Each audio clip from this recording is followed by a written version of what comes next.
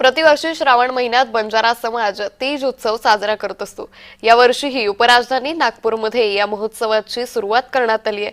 नागपूरच्या मनीषनगर भागातील पद्मावती परिसरात बंजारा समाजातील महिला तरुणींनी एकत्र येत पारंपरिक पद्धतीने तीज उत्सवाची सुरुवात केली।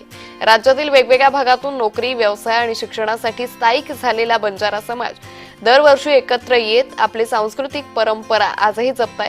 9 दिवसांनंतर पारंपरिक वाद्य डफड्याच्या तालावर बंजारा समाज आपल्या पारंपरिक नृत्याने तीजाचं विसर्जन करतो। त्यामुळे बंजारा समाजाच्या तीज उत्सवाला आता सुरुवात झाल्याचं दिसून येतंय।